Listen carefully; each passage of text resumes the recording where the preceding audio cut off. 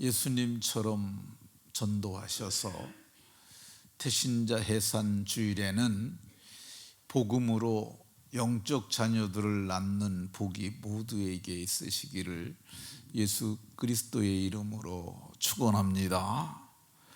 복음을 전하는 것을 전도라고 합니다. 이 복음은 어느 날 갑자기 하늘에서 뚝 떨어진 것 아니고 율법과 선지자들에게 증거를 받은 그리스도께서 몸소 이 땅에 오셔서 이 순환을 당하시고 십자가에서 저주받아 죽으시고 마침내 우리의 죄값을 지불하셨으므로 인간이 속량받게 되는 구속의 비밀입니다. 이 구속의 비밀이 이방인들에게 얼마나 풍성한지 골로새서에 보면 바울 사도께서는 그 풍성한 것을 알게 되면 참으로 놀라운 일이 있을 거라고 말씀합니다. 이 복음이 주는 풍성함은 이루 말할 수 없죠. 그러니까 예수님을 믿기 전과 믿은 후는 그 인생의 커다란 획을 긋는 전환점이라 할 수 있습니다. 그 전환점을 터닝 포인트라고들 말을 하는데, 인간을 바꾸고 인간을 변화시킬 수 있는 것이 복음입니다. 이 복음을 가진 자들이 어떻게 전도해야 할까?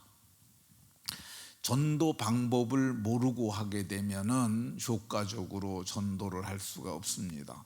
예수님께서 어떻게 하셨는가 살펴보면은 35절, 오늘 우리가 봉독한 본문 보면은 이 38절에 전도하셨다고 성경이 말을 하는데, 35절에 전도하는 날 새벽 아직 밝기 전에 예수께서 일어나 한적한 곳으로 가서 거기서 기도하시더니, 성경이 이렇게 기록하고 있습니다.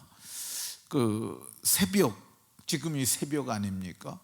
아직 밝기도 전이잖아요. 근데 예수님께서 일어나셔서 한적한 곳으로 가서 거기서 기도하셨다고 말씀합니다. 어떤 분들은 누가 이 새벽 기도를 만들어 놔서 이렇게 힘들게 하냐 그러는 분들도 있는데, 예수님께서 이렇게 새벽 기도를 하셨어요. 특별히 복음을 전해서 사람을 구원하고 그들을 살려서 영생을 얻게 하는 이 중차대한 일을 앞두고 새벽에 한적한 곳에 가셔서 기도하셨어요. 왜 한적한 곳에 가셨냐? 방해받지 않는 혼자만의 시간을 가지고 하나님 앞에 기도한 거죠. 근데 우리도 이제 하나님 앞에 나아가는 시간이 새벽에 좋습니다. 근데 우리가 이제 새벽에 나아가면 우리는 예수의 피로 속량을 받은 거잖아요. 마음에 예수의 핏부림을 받은 거예요. 악한 양심으로부터 벗어났고요. 이 핏부림을 받은 자들은, 구약의 제사장들은 양의 피를 가지고 나갔는데, 우리는 양의 피가 아니라 하나님의 아들 그리스도의 대속의 피를 가지고 은혜의 보좌 앞에 담대히 나아갈 수 있음을 말합니다. 그래서 그분 앞에 날마다 우리의 필요를 구하면은 그분께서 들으시고 응답해 주신다고 말씀하셨으니까, 우리도 예수님처럼 새벽에 이렇게 나오는 것은 아주 잘한 것이고 아주 훌륭한 것이라고 할 것입니다. 그러면 어떻게 기도를 해야 될까? 기도하는 것 중요합니다. 근데 많은 분들이 그냥 기도하라고 그러면 그냥 기도해요. 마구잡이로 하는 경향들이 있습니다. 근데 그렇게 하면 안 되고 어떻게 해야 되느냐? 기도는 생각해서 해야 합니다. 기도를 할 적에 이 적어서 하는 것을 저는 괜찮다고 생각을 해요.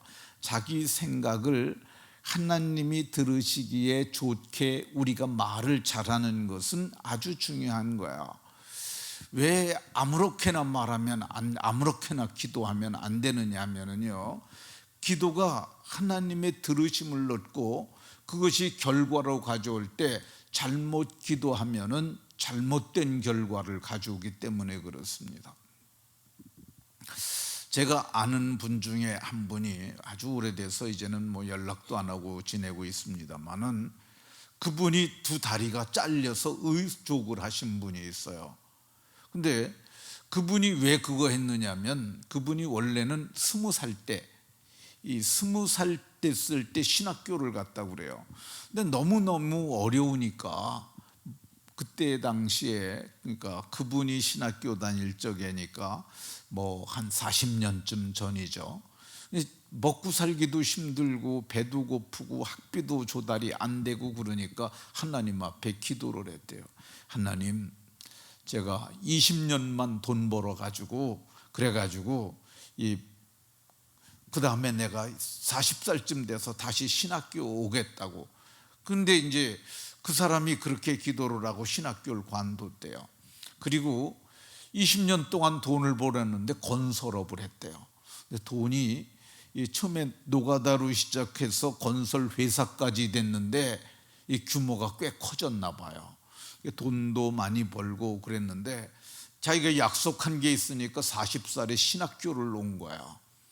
근데 40살에 신학교를 왔는데 공부가 잘 안 되는 거예요. 일만 하던 사람이 와서 공부를 하려니까 너무너무 공부도 안 되고, 또 거래처서도 연락 오고 그런 업무 처리도 해야 되고 그러니까 그 사람 나름에는 생각에는 이렇게 기도를 한 거예요. 내가 이렇게 신학교에서 수업을 제대로 하고 목양 사역을 제대로 하려면은 내가 결단을 해야겠다. 그리고 하나님께 기도를 했어요. 하나님, 내 두 다리를 자르셔서라도 내가 이 신학교 제대로 다녀서 목양의 일을 하게 해달라고. 왜 그런 기도를 합니까? 이게 그 기도가 잘못된 거예요. 그런 기도 하지 말고, 하나님, 내게 성령으로 충만케 하시고 나를 감동하셔서 내가 수업 잘하게 하시고 내가 목양 사역 잘하게 할 수 있게 해달라고. 그래도 되잖아요. 왜 두 다리를 자르라고 그래요? 그래서 두 다리가, 그 사람이 저기 공사장에 있는데 페로다라고 하는 그 장비가 있는데 모래를 쭉 퍼가지고 이렇게 붓는 거예요. 근데 어느 날 자기가 벽이 있는데 서 있는데 그게 와갖고 자기를 밀어가지고 두 다리 진짜 잘랐잖아요. 그런 기도하는 게, 그렇게 기도하면 안 돼요. 오늘 예수님께서 그 전도를 앞두고 가서 기도하셨잖아요. 그러니까 뭐라고 기도를 할까, 이 생각을 해야 합니다. 그리고 이제 전도하러 가는 날 제 생각엔 이렇게 하면 효과적일 것 같아요. 하나님, 오늘 전도하러 가려고 합니다. 먼저 하나님 앞에 기도하는데, 하나님, 내 기도 들어주세요. 그리고 하나님, 내가 전도하는데 방해되는 것이 없게 해주세요. 그리고 내가 반드시 오늘 가서 전도해서 열매를 거두게 해달라고. 내가 갈 때 전도 대상자 잘 만나게 해주시고, 내가 말할 때 지혜롭게 잘 말하게 해주시고, 내가 말할 때 주께서 루디아의 마음을 열어서 바울의 말을 따르게 하셨던 것처럼 내가 말할 때 저가 잘 듣도록 저의 마음을 열어주시고, 그리고 저가 오늘 내가 말하는 말 듣고 영혼의 구원을 얻는 역사가 있게 하여 주옵소서. 제가 보기엔 이런 식으로 하는 기도가 참 좋겠다는 생각이 듭니다. 그러니까 기도를 우선하는 게 중요해요. 우리는 무엇을 하는 걸 먼저, 행동을 먼저 하잖아요. 행동하기 전에 기도하는 것을 예수님이 기도하셨던 것처럼 기도하는 것이 좋습니다. 전화를 할 때도 그래요. 전화를 우리가 이제 누구한테 전화하려고 하잖아요. 그럴 때도 전화를 먼저 하지 말고, 하나님, 제가 오늘 복음을 전하기 위해서 친구에게 전화하려고 합니다. 하나님, 내가 전화할 때 저가 내 전화를 받고 내 목소리를 듣고 저가 반가워하고 기뻐하게 해달라고. 내가 저하고 말을 할 때 정말 좋게 말할 수 있도록 내게 은혜를 베풀어 주시고, 내가 말할 때 저가 내 말을 잘 듣게 해달라고. 이게 이 관계 형성이 중요해요. 복음은 관계를 통해서 넘어갑니다. 이 관계가 깨지게 되면은요, 아무리 좋은 말을 해도 듣지를 않습니다. 제가 봤던 영화 중에 감동적인 영화가 하나 있었는데, 그게 성의라고 하는 영화였어요. 성의는 예수님의 옷인데, 그 예수님의 옷과 관련해서 얽힌 이야기인데, 그 예수님의 옷을, 그러니까 예수님을 못 박았던 그 사람이 십자가에 손을 잡고 있는데 위에서 피가 떨어져요. 그리고 나서부터 그 사람이 자기가 스스로 몸을 통제할 수 없는 그런 몸의 격동이 옵니다. 근데 그게 발작처럼 와요. 그래서 이제 그 사람이 그것 때문에 그 호민관이라고 불리는 사람이 그 가이사에게 소환이 됩니다. 그랬더니 황제가 얘기를 해요. 너 왜 그런 것 같으냐 그랬더니 그 예수의 옷 때문에 그런 것 같다고. 그 옷을 찾아 불살르라. 그래서 그 옷을 찾아가지고 예수님의 공동체를 찾아다닙니다.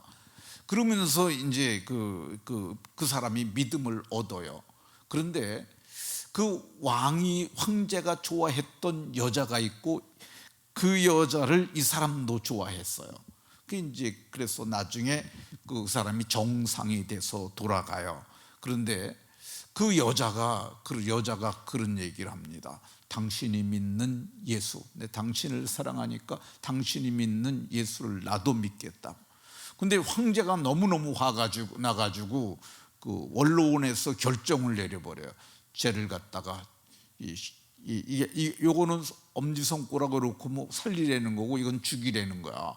근데 이거를 합니다. 그래갖고 근데 이제 사형장으로 가는데, 그 사람이 가는데 그 여자가 따라가요. 내가 사랑하는 저와 함께 나도 예수를 믿겠고, 나는 저와 함께 성장으로 가겠다고. 이 관계가 좋게 되면은 목숨도 같이 거는 거야. 그러니까 이 좋은 관계가 이루어져야만이 복음이 건너갈 수가 있습니다. 두 번째, 예수님께서 오늘 본문에 보면 어떻게 전도하셨느냐? 가까운 마을들로 가자, 이렇게 말씀하셨어요. 가까운 마을들로 가자. 가까운 데 가서 전도하는 것이 효과적입니다. 전도를 하는데 오늘은 부산에 가서 해야지. 그리고 부산으로 지금 기차 타고 그러고 가면은, 차를 끌고 가면 가는데 5시간, 오는데 5시간, 그게 전도가 되겠어요? 전도는 효과적인 전도를 해야 됩니다. 그러니까 이 효과적 전도는 어떻게 해야 되느냐? 가까운 데 가는 것이 중요해요. 멀리 있는 사람들 전도하려고 하지 말고 가까이 있는 사람들을 찾아가서 전도하는 것이 효과적 전도의 방법이라는 거죠. 세 번째, 38절에 보면은 예수님께서 거기서도 전도하리니 내가 이를 위하여 왔노라. 예수님께서는 내가 이를 위하여 왔다고 말씀하시고 있는 것 볼 수가 있습니다. 내가 이 땅에 온 목적이 뭐냐? 전도라고 말씀하셨어요. 그러니까 예수님은 전도에 대한 사명감을 가지고 했어요. 그러니까 이게 사명의식이 굉장히 중요합니다. 내가 이거를 교회에서 목사님이 하려니까 한다고 이렇게 생각하면 전도가 안 돼요. 저는 이렇게 말을 하지만은 어제도 우리가 마가복음 16장의 말씀 살펴봤잖아요. 그 예수님께서 뭐라고 그러셨어요? 너희는 온 천하에 다니면서 만민에게 복음을 전파하라. 그 예수님께서 하신 말씀이잖아요. 예수님께서 하신 말씀을 내 말씀으로 받아야 돼요. 그래서 삶의 우선순위를 어디다 둬야 하느냐? 이 전도에 둬야 합니다. 그렇게 하면은 이 전도가 효과적으로 됩니다. 그러니까 마지못해서 하지 말고, 주께서 내게 놀라운 은혜를 베푸셨으니까 날 구원하신 이 복음, 이 복음을 나도 전해서 사람을 구원해야겠다, 이런 마음으로 가서 복음을 전하는 것이 아주 중요합니다. 제가 예수님 제일 처음에 믿고요, 예수님을 제가 27살 되던 추수감사절에 믿었습니다.